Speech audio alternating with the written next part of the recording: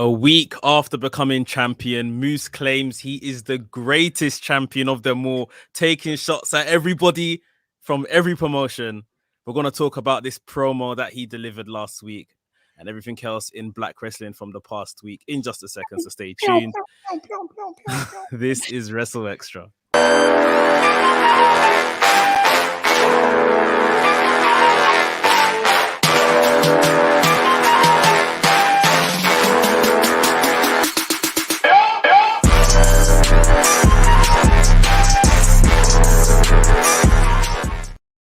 Yo, or should I say pew, pew, pew, pew, pew, WrstlXtra. I'm your boy A-Dazzle. You are watching on the WrestleManiac UK YouTube channel and, of course, listening on AffinityExtra.com. As always, I'm joined by my tag team partner, Mix, the WrestleManiac, if you will. And, of course, you see the man down there below us, but who is really above us. The scholar Gerard Bonner. Bro, good to see you. As always, when we see Gerard, it usually means that we're revealing some good stuff and gonna talk deep about something. And as Mex mentioned at the top of the show, Moose has come for everyone's lives and is shooting shots. Like he's not the moose, but he's hunting for mooses, because he just came for everyone in a single promo. For those who haven't seen, who don't watch Impact, who haven't seen any clips on the socials, Moose, I think personally it was a very clever promo. For those that know me well, they know I love a bit of wordplay. So used to just come with it for a good whole minute and hit everyone and all the rest of it was great. Of course, he said, I'm going to try and remember it. I didn't even plan to do this, but I'm going to try and remember it. It doesn't matter how elite you are. It doesn't matter who, what tribe you're the chief of. It doesn't matter whether you're the boss or the man. It doesn't matter whether you're the king or the queen. I am the true champion. Yeah. He also said something about creating a new day. Oh, yeah. Even if you create a new day in the week. Yeah. Wow. That one got me. There was something in my response to it on Twitter. I've reposted the clip. And I said, if you don't believe in yourself, no one else will. Now, most of us know. Let's be very real. And I'm sure he knows himself. The Impact World Championship is not above any of those things that you mentioned. It really isn't. But at the same time, if you're going to be a champion, you have to walk like a champion, talk like a champion, think like a champion, and everything else that's in that reggae song.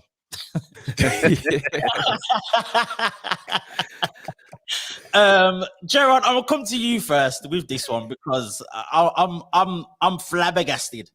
One, as I said, I love the wordplay, but two, is he shooting too high with this? Is he trying too hard? That's the question for me.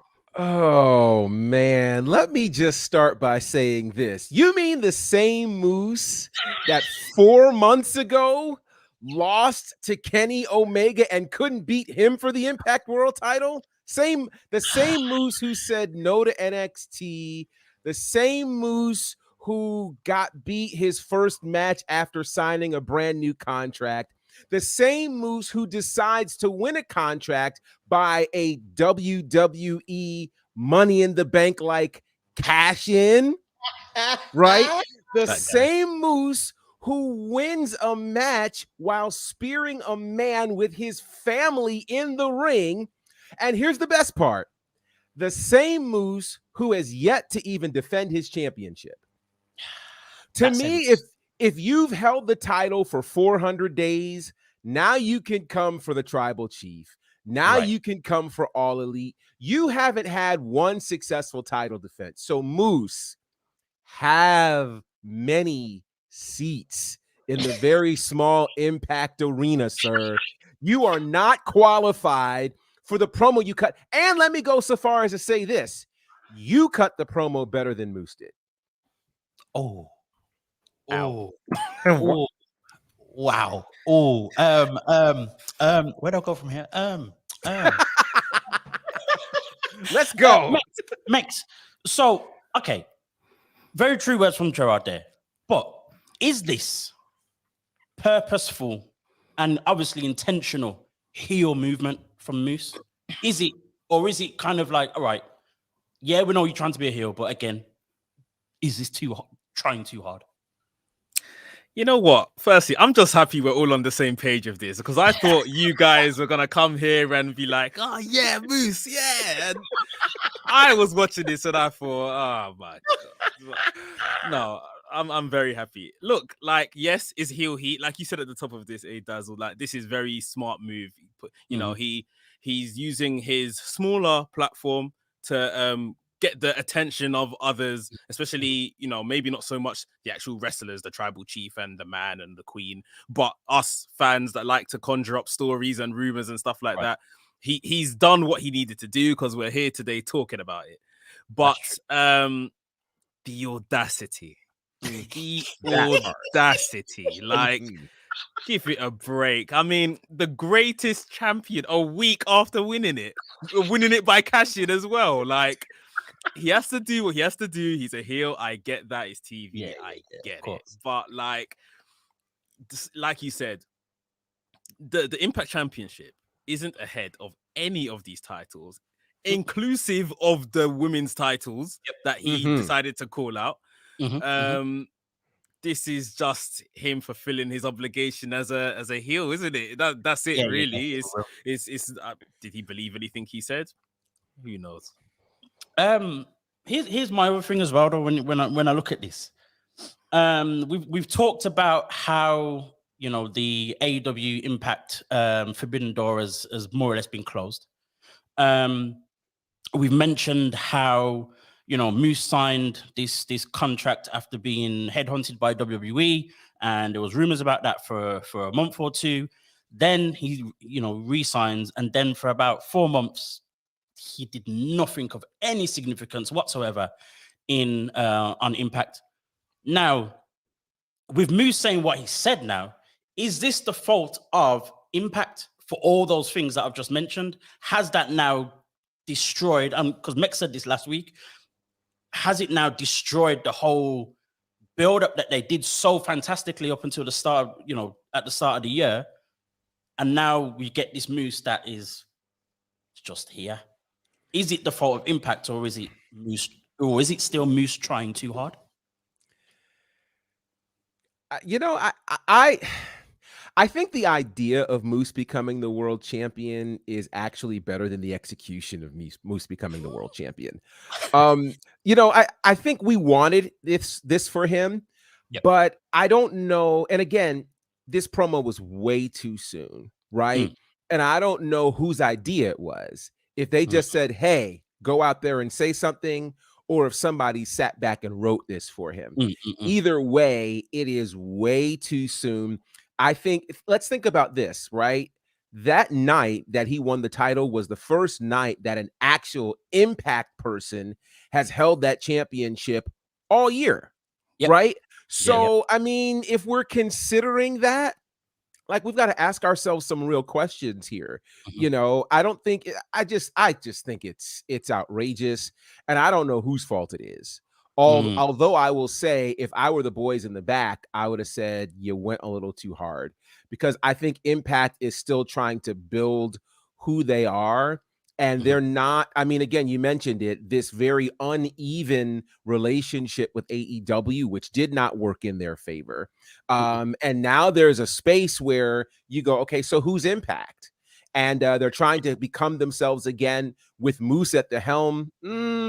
Yeah, I don't know whose fault this is, but it's just not good. A part of me, as much as I loved the shock value of the cash-in in front of, you know, wife and child, I'm here for it. Shock. But at the same time, given what you just said, Gerard, about Impact having to try to build themselves again, Josh Alexander being the first Impact wrestler really to be the champion in all of throughout 2021.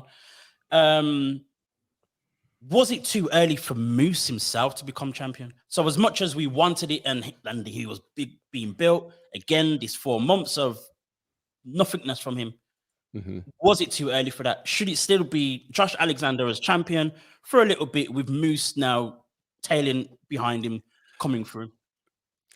I think the other part of this is, I don't know that it's too soon for Moose, but I think Moose beat the wrong man. Like, had Moose beaten Christian, that would have been far more believable, right? Because Christian's the guy, right? He's the guy with the Impact pedigree, the AEW and WWE pedigree. That would have meant more. I think Josh Alexander getting thrown under the bus for 5 hot seconds was bad for the legacy of Moose. I mean, think about it. When Big E won the title, he didn't beat a champion who had just won. He beat a champion who just defended and who was super strong, right? So I think if you're going to be looked at as the strong guy who can carry the division, you know, you should beat somebody of real consequence. And poor Josh Alexander, I mean, he becomes a footnote, and that's unfortunate. Mex, what are you saying?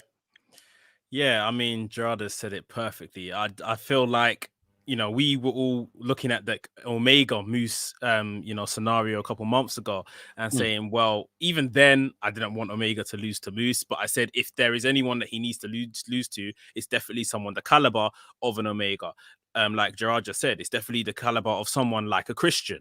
Like, he beating Josh Alexander, like, we know Josh Alexander is a fantastic wrestler, but he had just wrestled a match. He had just won it. 5 seconds later, he cashed in. Like, this is why I wonder with this decision, and I said this last week, it's just a matter of what's next for Moose, because does this actually elevate him winning it in this way and like who no one else is around? He hasn't beaten a top guy, and Moose needs to become the top guy in Impact, undisputedly. Like, he's just beaten someone that just won it and is, you know, half dead on the floor, and it's like, it's very disappointing, man.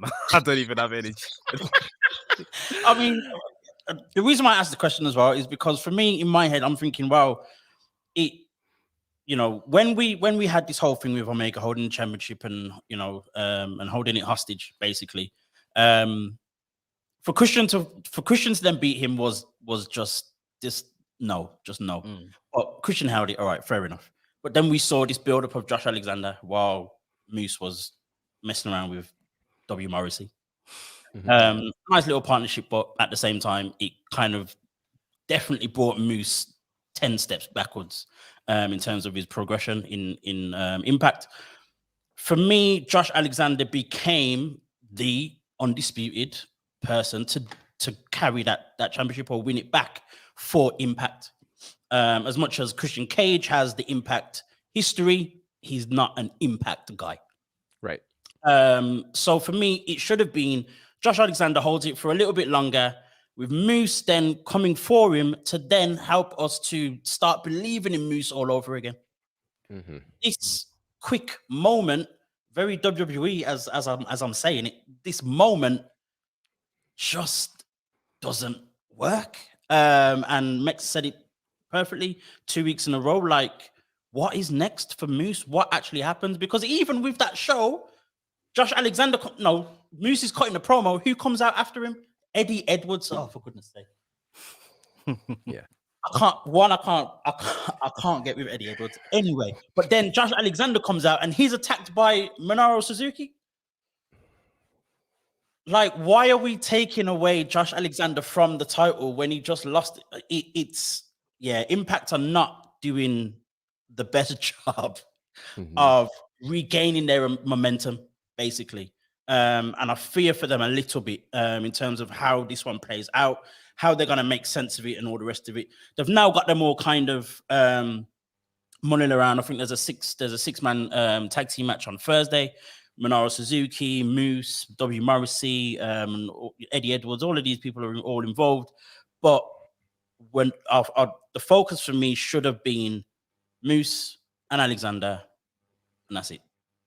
Now getting all these other people involved is kind of creating more headache for everyone, and I just don't get it. But going back to Moose's promo, yes, great in terms of wordplay, but at the same time, too hard. Whoever's fault it is.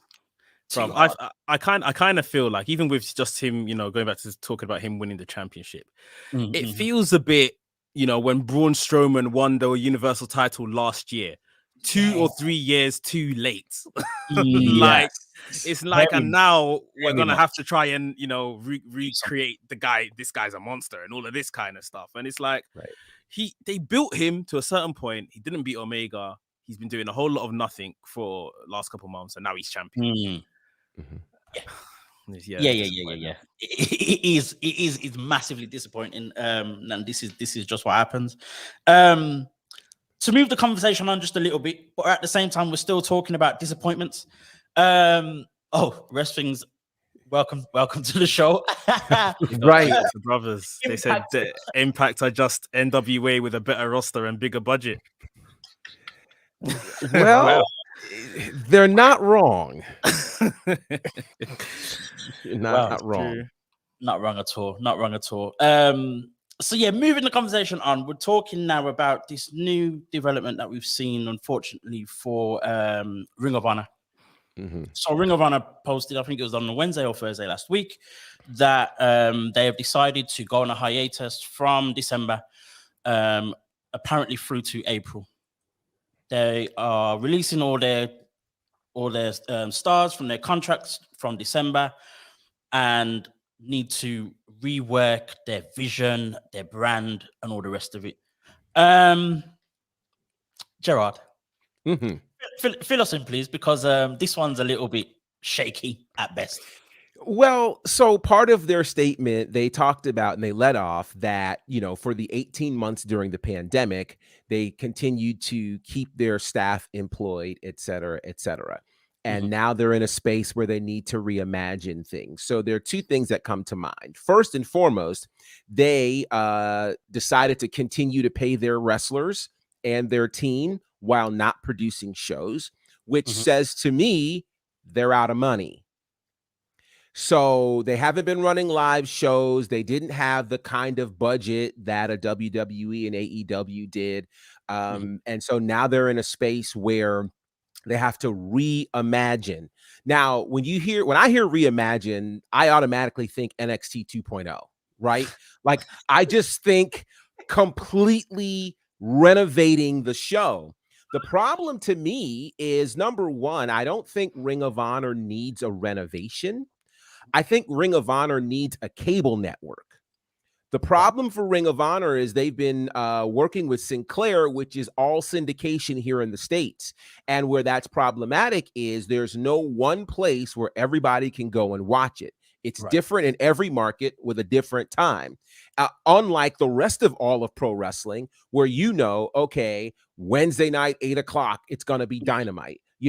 Monday night, Raw. Like, these things. We have no clue when that show is coming on. Here's the other problem. You can't tell me, hey, we're going to bring the company back in April, but we just released everybody. So who's coming back? Right? I mean, like, who are you bringing back? And here's the thing. For the record, it's not just the wrestlers. It's not. Yeah. They're releasing everybody. Commentators, So for me, I'm going, if you've ever been laid off from a job because they don't have money, the last place you go back to is same said job that had no money. Right. So, to me, I don't know what they come back as. I don't know what they do. I don't know if 3 months is enough time to reimagine Ring of Honor. To me, when they came back from the pandemic and did those empty arena shows, they were some of the best shows ever, with the whole Pure Championship. And here's the thing. We know Ring of Honor for being pure pro wrestling, right? And we're good with that. That's their niche. And without them, quite honestly, we wouldn't have AEW. We wouldn't have WWE in its current form, because most of the champions or most of the big names that we're talking about all funneled through Ring of Honor. So I think this is one other thing. Their library's on sale. So let's get this straight. We're going to release all of our superstars. We're going to put our library and history on sale, which, of course, they had their own streaming service. Yep. And now, and we're coming back in April with what? With what? So this is a sad day in the world of pro wrestling because it seems like it's the end of Ring of Honor, because I don't know who you bring back, who's coming back in April, right? And they're they're gonna debut with their Super Card of Honor WrestleMania weekend. Now, I've been to some of those Super Cards of Honor, and they're amazing, but they're amazing because you got a whole build up to it, right? Who in the world going to WrestleMania for 2 days is going to go, oh, I'm going to the relaunch of Ring of Honor, which is supposed to be fan friendly? I'm telling you, NXT 2.0. Guys, if they come up with some fancy colors, I'm telling you, we got a problem. So I am very concerned for Ring of Honor. I really want them to survive. I didn't think they had an issue. If anything, they've got to get on cable TV. And if this new deal or whatever it is that they're gonna do doesn't involve that, then I don't know. Max, how have you understood this thing to be? What are you envisioning for the future? Not necessarily for Ring of Honor, the brand, but just in general, maybe be the wrestlers who are being released from contracts. Like what's next? In terms of my understanding of this, I actually have a perfect story that underlines my understanding. I was actually with Wrestlings on Wednesday last week in the studio. They were just finishing their podcast when this news broke. And Nafi read it out from Twitter, and NK said, "So Jonathan Gresham is free, yeah?" And that is my understanding. The market is flooded essentially with the talent. Now it's obviously a lot of them will sign, they'll still work with Ring of Honor if they're doing stuff in between time, and obviously we've got this April show, but really and truly, I think what it is like they might have maybe lost a certain bit of like market share to the likes of a GCW that we've seen in recent times is kind of skyrocketing as the premier indie. You can't really call AEW an indie so much anymore. No, right. So yeah, GCW appear, and I mean, Gerard, you correct me if I'm wrong, but it appears that they're doing this kind of not like a TV show, but like a show by show basis, booking talent just for individual shows. And when Ring of Honor are saying reimagine their product, I that's what I'm thinking they're gonna do. Maybe move away from TV, having a whole roster altogether, and just, these are dates for big shows we're gonna be doing throughout the year. Commit to certain dates, so it's like everyone's literally just got a contract for the particular show and no long-term contracts. Because I can't understand why they have they got a TV channel, a cable channel now that they don't. So yeah, they don't. What change are they gonna really make then? I think it must be taking an approach like that. They can have guys come in. Ring of Honor is still obviously, a market, well-known name in the market to put on shows. And they can let those guys go off and do other commitments. Well, here, let me just interrupt there, because one of the things that Ring of Honor currently has, I mean, before even this announcement, was they were allowing their superstars to still wrestle independently while working there. So I don't know how much more. I mean, they don't have a scenario where you're here exclusively and that's it. So I don't know how much more free they can become. And again, this whole notion that they're going to be fan friendly. What does that mean? What does that mean? I'm confused by that, because I thought that they were giving their fans what they want with the kind of action that they're providing. So to me, this is a couple things. Number one, it says they don't know their fan base, because their fan base has been very happy. The only issue is they haven't been able to find them.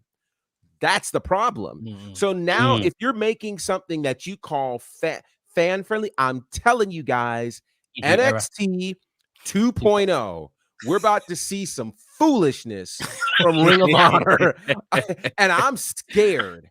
I'm scared. I'm scared because I don't want them competing with any of those spaces. There's no room for they have their own niche, and there's a specific wrestling fan that likes what Ring of Honor has to do.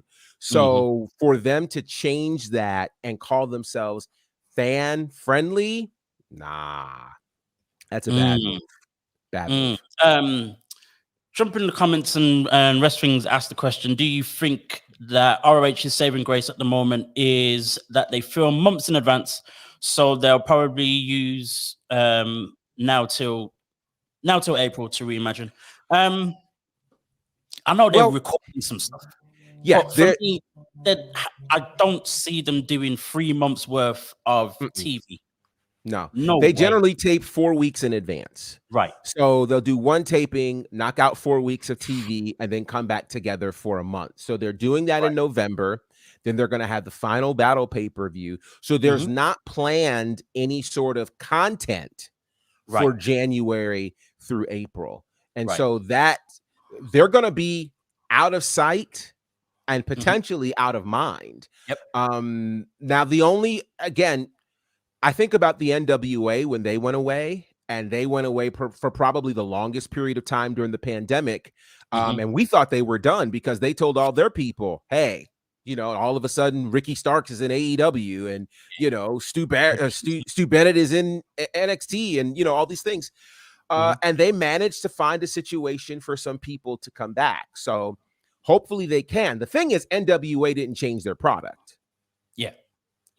Ring of Honor's talking about changing their product. So and that for me is the scary part. I mean, to be honest, I remember I think it was about a year ago, around about the start of the pandemic, Ring of Honor already looked as if they were disappearing. Yeah. At one point, they were struggling big time. And I remember talking about the likes of a Shane Taylor moving somewhere else and not being able to become a world champion and blah, blah, blah. So the fact that it's taken almost a year for this to happen is actually quite surprising. But at the same time, it's also telling at the same time, because if they've managed to kind of hold on to that shoestring for this long, what is there left? They weren't able to build anything in the time that they were still doing shows. As you said, Gerard, you know, they were still paying people, but yet not gaining money. So what are they coming back with? For me, I think what Mick said, I didn't even think about this for a second, but I think what Mick said is probably the only way for it to possibly make any sense or have any longevity, by having regular shows, but no one's necessarily contracted. It's show by show. You just use the name as the pull-in for people to come to the show. And they need to keep it as authentic as we know Ring of Honor to be. For that to change is going to be the worst thing ever. I think it just needs to go back to it being, I guess, the likes of a GCW, PWG, like those types of promotions have held on to what Ring of Honor for me should be. Yes. And if Ring of Honor are going to do anything, they have to almost look at them and say, right, let's almost go back to what we were when we had the Samoa Joe, when we had Bryan Danielson, when we had Seth Rollins, Tyler Black back in the day. You know what I mean? Let's go back to all of that and try and regain that. But anything else, anything past that, anything trying to compete with any type of PG era or any type of big time, let's not go there, because and as Gerard said, you're getting rid of you're letting people go from their contracts. All after you just signed 1 or 2 people as well, just like last month. But anyway, right. Who's coming back? Who's coming back? I thought the likes of a John Gresham, who is very much loyal to ROH, would be coming back. But after I'm hearing all the stuff, and nothing to do with anything that he said himself, but after hearing everything and researching and whatever else, I'm like, would he really come back? Right. In these 3 months, what could be done with with the likes of a Jonathan Gresham right now? And bruv, he just declared that he's going after the world title. Right. And now what? Is he going to win it in December and then no more programming? Right. I wouldn't Like be surprised. I like would not. Ezekiel Jackson in ECW. In right? ECW, yeah. He wins it the last night and the promotion is over. Yeah. Like, what in the world? You know, Ah. again with the way that makes you said that NK reacted was literally how the world reacted. Mhm. Oh, so Jonathan Gresham's free. Right. Come on, Right. Yeah. we're gonna. I'm hoping we're gonna see a very different Jonathan Gresham in the next 2 or 3 months or the start of 2022. For then him to go back to ROH, I don't know. That Owen Hart Cup they're doing in AEW, sign my man up ASAP. Mhm. ASAP. Send him a contract now. Yeah. You know book what? him. And that's what I'm saying. We haven't even talked about where these people are going to land. Right. Because here's the thing. To me, AEW wins in all of this because they are the closest major promotion to what Ring of Honor stands for. Right. And I'll just throw this out here too. If AEW super smart, you build off of Punk and I mean just a plethora of AEW guys there. Adam Cole and Bobby Fish and all of those cats, right? Yep. Then you buy the library. You buy the library and then you launch your streaming service. I was just about to say AEW talking about a streaming service Triple as well. threat. That's that. And to me, again, what is if we learned anything from WCW going out of business, it's this: if you don't have TV and you don't have your library, you don't have anything. And so they don't have TV. Their libraries for sale. You do the math. Wow. Because if I'm Jonathan Gresham and I can get into AEW, which and listen, we understand AEW is not going to sign everybody, but there's enough space out there for people to find a home. Somebody's going to find a home in Impact. Somebody's going to find a home in AEW. Somebody's going to New Japan. Right? There is room at the proverbial wrestling cross for you, Ring of Honor. So all of these free agents, and we didn't even talk about this, how they are individually feeling. They didn't see this coming. It's not like there was some warning and then boom, they were blindsided. So think about being at your job and you get blindsided by the news that, hey, you're getting laid off, but we'll bring you back in 3 months, maybe. But right now we'll release you from your contracts. Go find, go do your thing. Yeah. I personally think the Briscoes knew.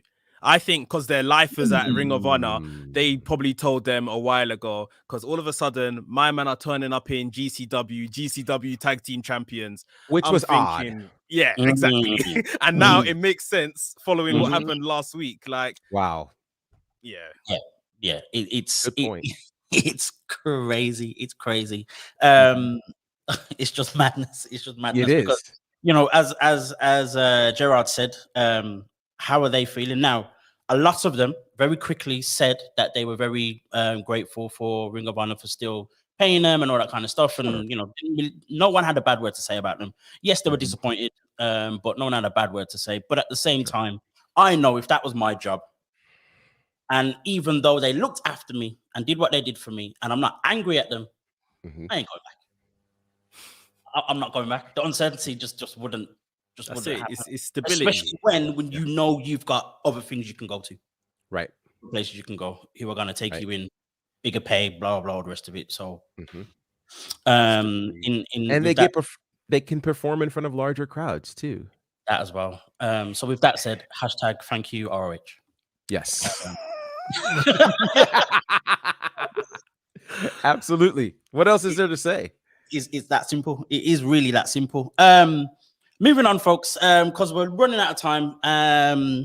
Let us go to our next thing. And of course, with Gerard here, we are going to reveal this month's Jet Power 10 for October. We're looking back at October. And boys, when I say this one, this month, juicy, oh my gosh, it was so close. I can imagine it being very tight. So close. It was crazy.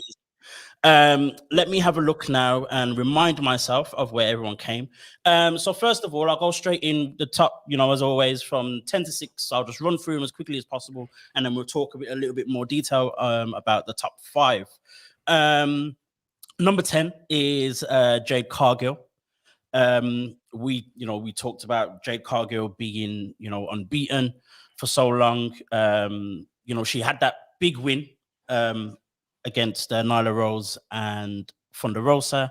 She is now officially the number 1 contender, even though nothing's been said since.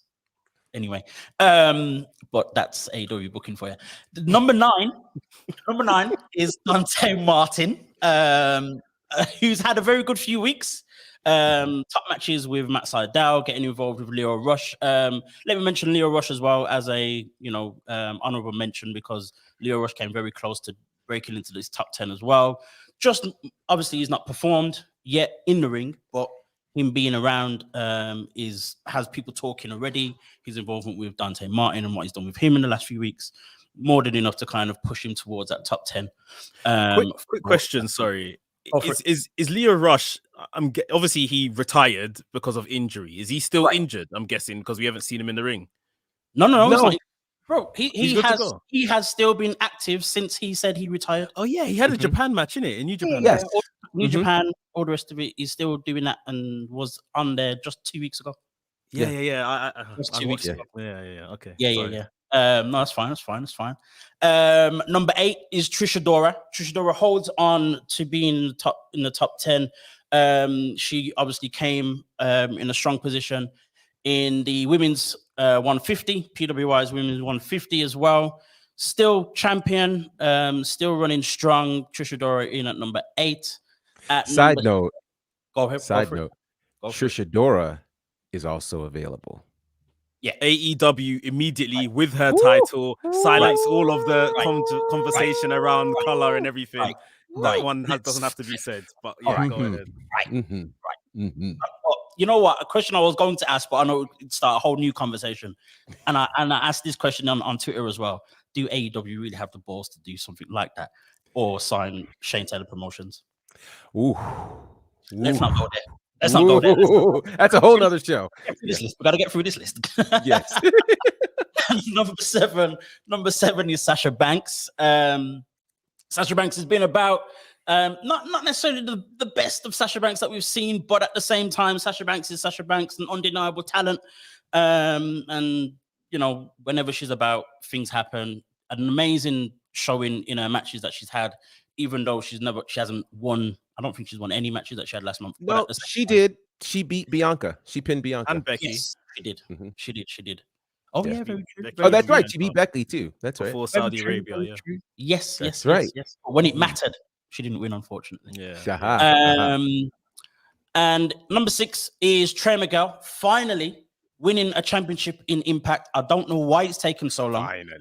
I don't know why it's taken so long, but finally, after he even had this whole thing for I think about a month or so last year where he was challenging for the World Championship. I think he should have been an X Division champion at least 3 or 4 times by now.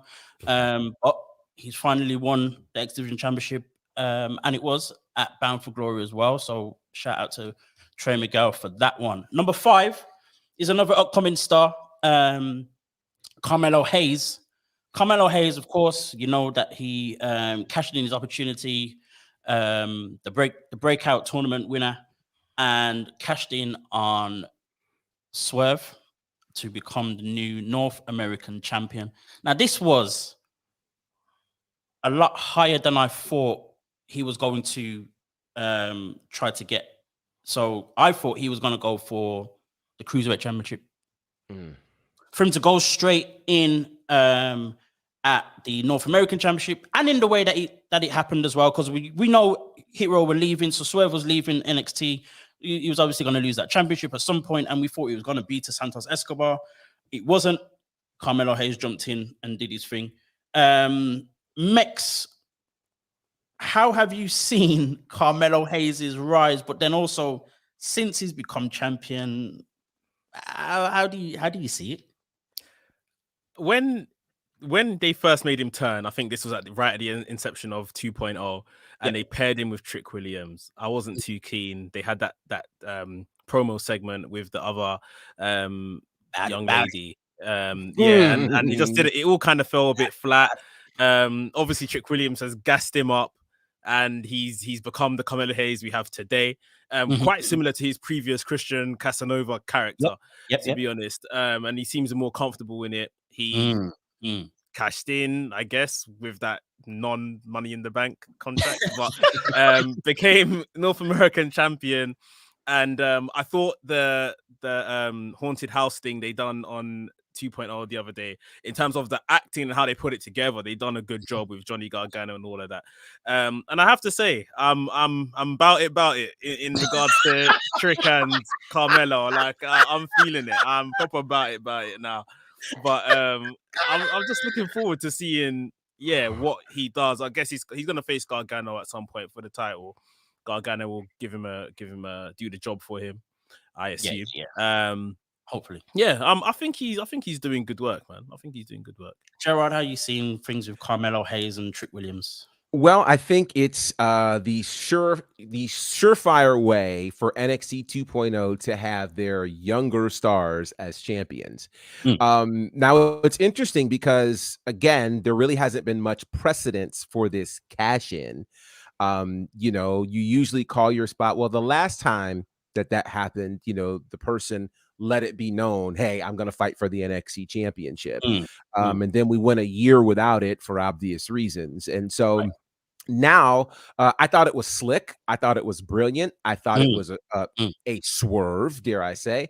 And I think, I'm still waiting for him to have a title defense, because that'll be good. But I think that him wearing this championship is a good thing. It's good for NXT 2.0. Again, I want to see him in the ring as a title defense, but God knows, can they please stop saying "bout it"? That was 99 2000. Like, was that actually a thing? P. Oh my God, it was a thing. See, that's the sad part. That's how old it is, because Mex didn't even know it was a thing. Old it is. It's so dated, and that's why I'm like, who's writing for you now?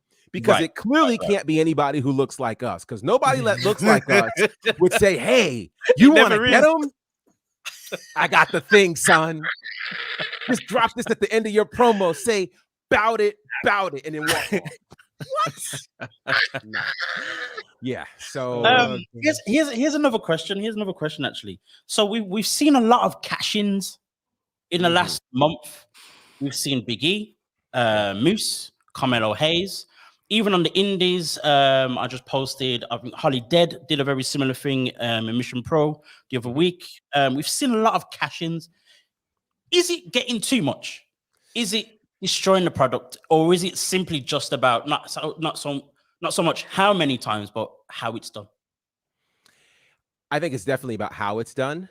I don't know that in my head I'd put all of those together in the last 8 or 9 weeks.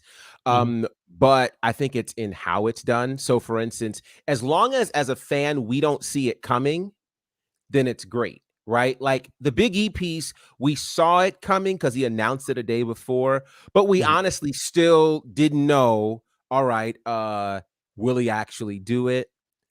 Will he actually win? Right? Like, so there were those types of things. But these other ones, I didn't see it coming in NXT. I didn't see it coming with Moose. So I think as long as you don't see it coming and it makes sense, then it's cool. The thing now is all of them have been used. So there shouldn't be any more cash-ins coming in the next, 6 to 8 months at least. Yeah. Then again, we got Seth Rollins, right? Yeah, that's true. Okay, so moving on to number 4. Number 4 is our favorite wrestler, Moose. Moose comes in at number 4, of course. He is now the new Impact World Champion. The way he cashed in was the shock that we, I guess, kind of wanted, but at the same time, the substance has quickly disappeared. But Moose comes in at number 4. We've talked about Moose already today, so let's not dwell on Moose too long. Now, when I say this list got juicy, it's this top 3. Mhm. This top 3 is as interchangeable as you want, and no one would argue whichever combination you put these 3 in. The top two basically had, because I kind of mark it, we do our list and then I kind of mark it based on where people put them in the list and whatever else. The top 2 were on exactly the same points. Crazy. Wow. Number 3 was only 1 point behind. Wow. When those things happen, I have to make the executive decision. So whoever came top on my list kind of gets the nod. But number 3 is Xavier Woods. Obvious reasons. King of the Ring, of course. Realizing a boyhood dream. It kind of sounds very Shawn Michaels like. Realizing the boyhood dream. Is Kofi going to be Mark Jannetty? Yeah, we'll see. No, it's not. It's not. It really can't be. But obviously we've seen this happen, and over the last maybe a decade, this whole King of the Ring thing has been very wishy-washy in terms of how it's been done, who's won it, what they've done since, and all that kind of stuff. For me now, with Xavier Woods winning it, him holding it so high in his mind, I think for me there can only be a very positive thing to come. Sorry for the pun, positive. Sorry. A very positive thing to come from him having this accolade, I guess. Mex, I know that you've mentioned on Twitter and in other shows or whatever else that you want to see probably even a heel turn with this thing. Do you think it's needed, or is it just something that you want to see?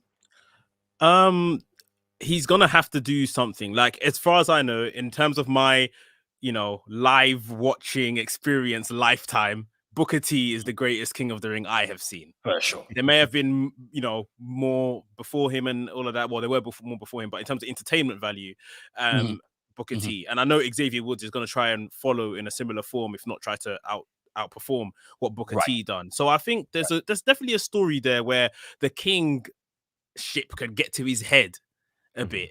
And, Kofi tries to rein him in. He maybe does some dodgy stuff. Not quite a heel turn, but some questionable behavior. That's in terms of story. Now, in terms of real life, I'm pretty sure that Kofi and his missus are expecting a child. So Kofi may be off TV at some point, leaving Xavier Woods totally to, reign on his own, if you like, on SmackDown.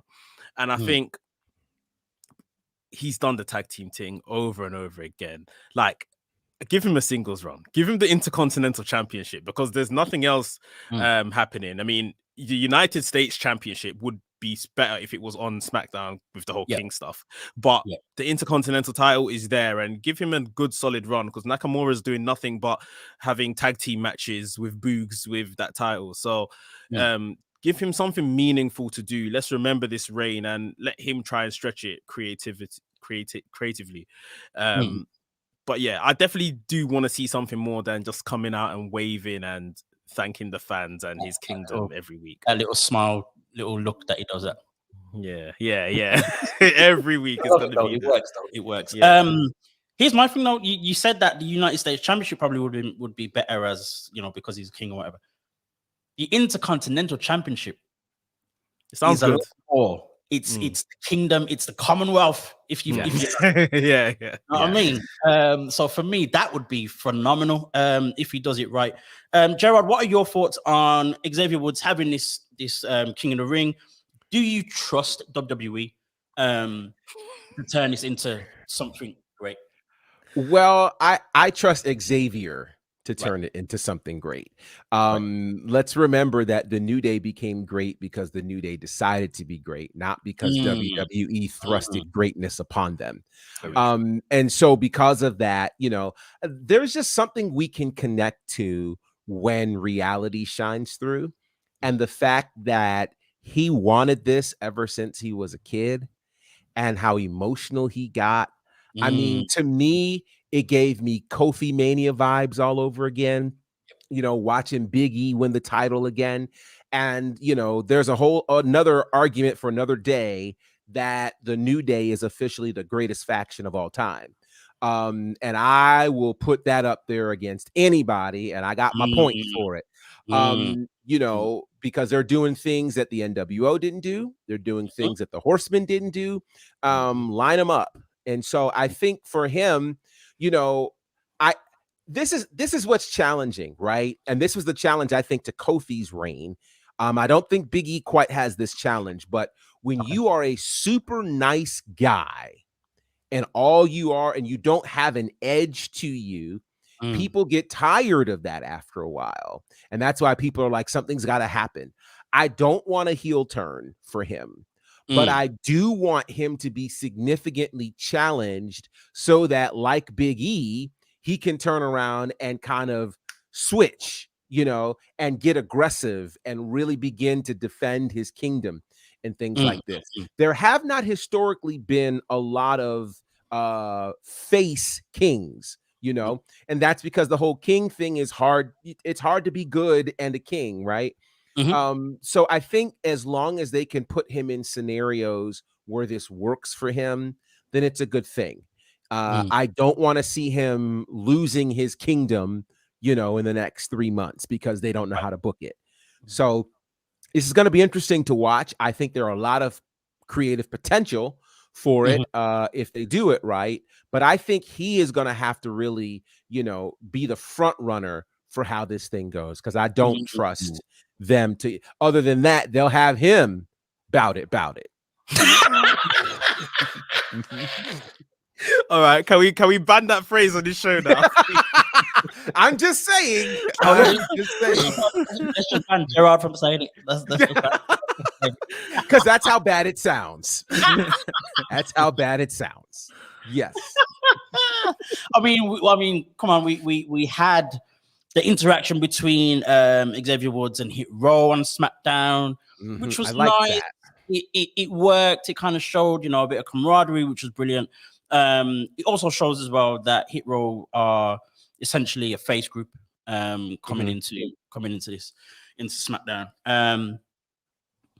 I wonder, I'm not asking the question necessarily, but I wonder whether that is going to develop in any way between Xavier and Hit Row. That would be interesting, to be honest. It would be. Say Xavier versus Swerve? No, not even versus, but them behind him. Yeah, helping him defend the kingdom. As his little Knights of the Round Table or something. You know what I mean? I can't see it, but I'll be up for seeing it, but I can't see it. Yeah. He's gonna need some help. Yeah. Especially if Kofi's the club. Exactly. Nice. That's true. That's true. Okay, moving on to these top two.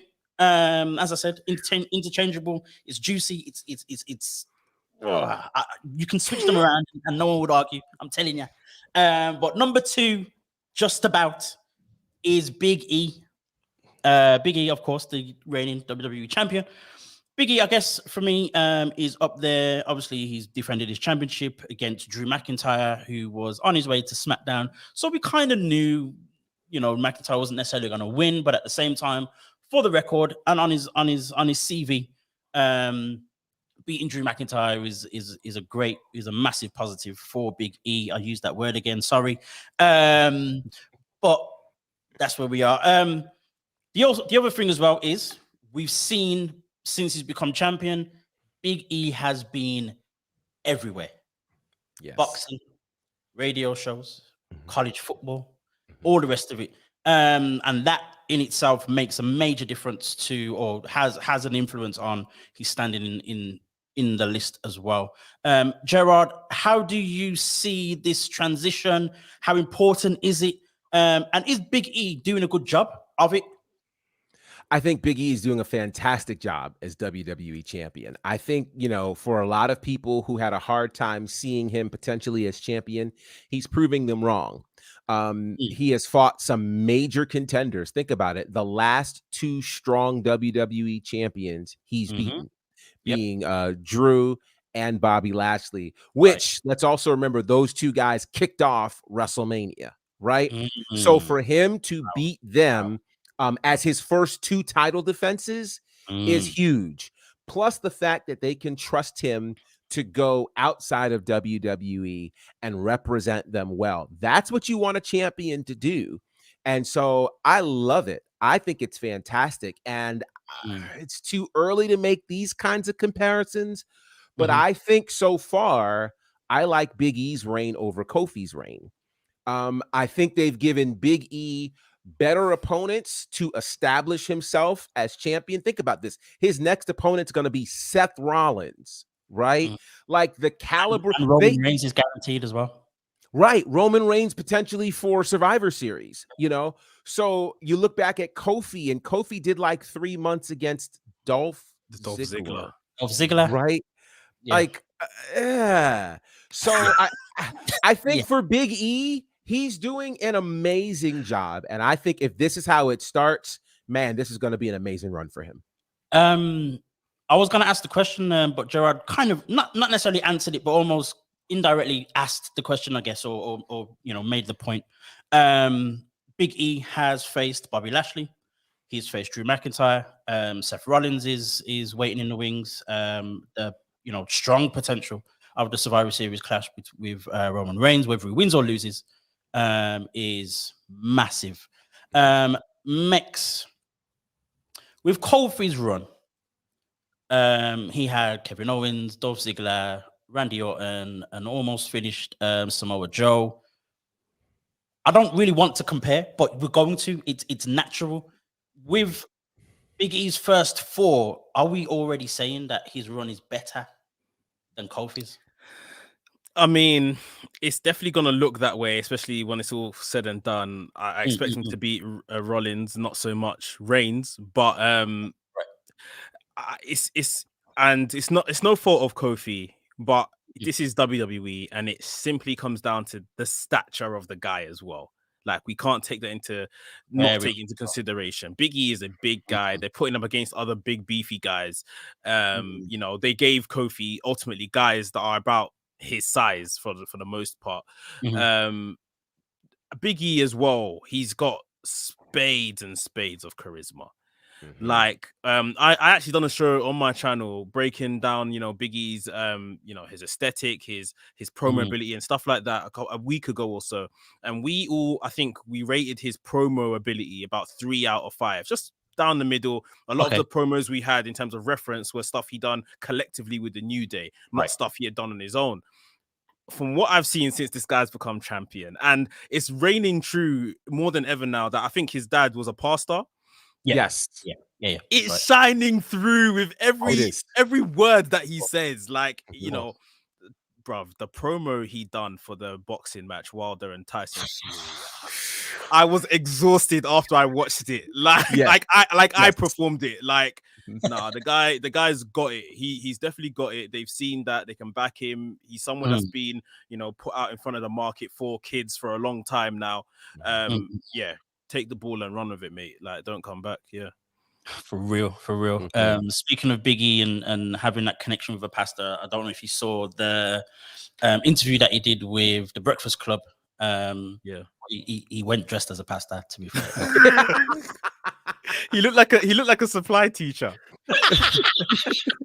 That's that classic WWE Vince McMahon. You know, it's true. It was a very good and insightful interview as well. At the same time, they asked him some hard questions. They came for him with some hard questions, but he handled it nicely. Tiptoed around a few, but then at the same time dealt with them at the same time as well. So shout out to Big E for coming in at number 2, just at number 2. The woman who takes the top spot, of course, is Bianca Belair. Bianca Belair still chasing the championship. So it's actually, I think this might actually be the first time. Now, we've been doing the Jet Power 10 for a year. Oh, wow. That's crazy. But I think it's literally the first time the person on top isn't holding a championship.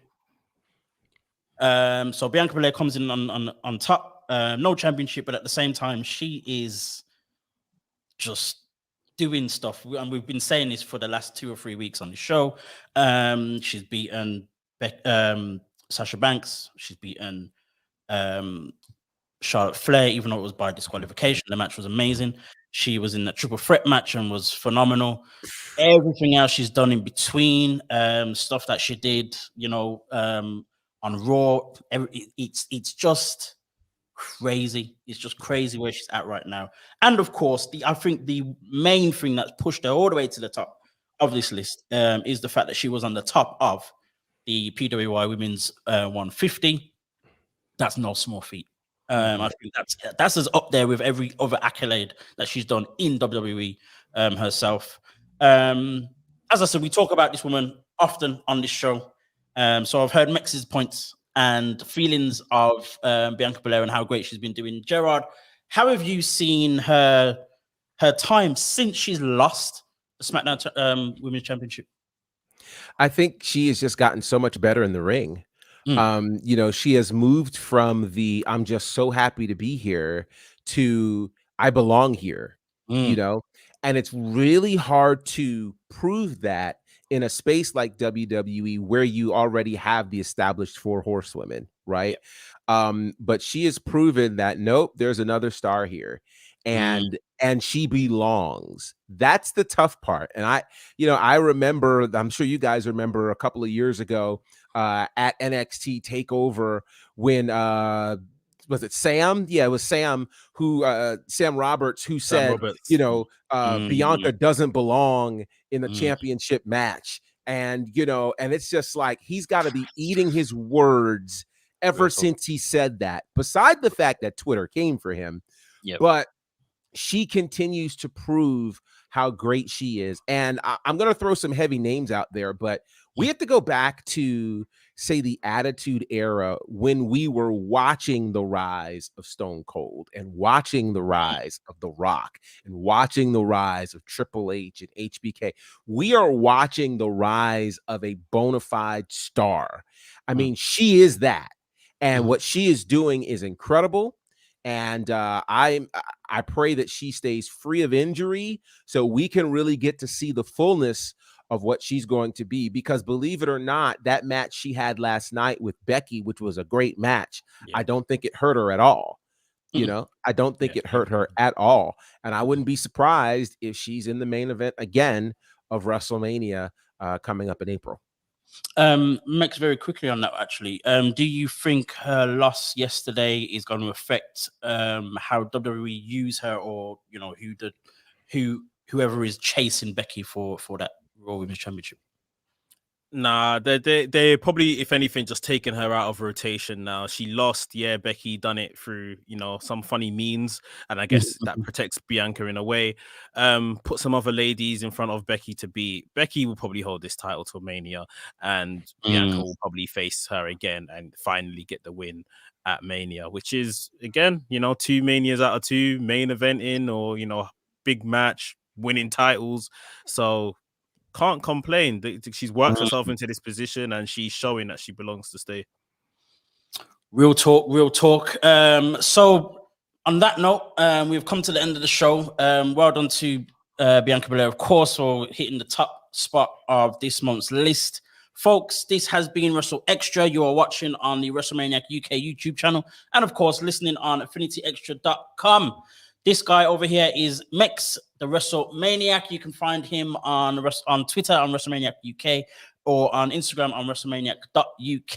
The guy below me is Gerard Bonner, the Faction Show, Bonafide. Just find him. Just type in Bonner, you'll find him.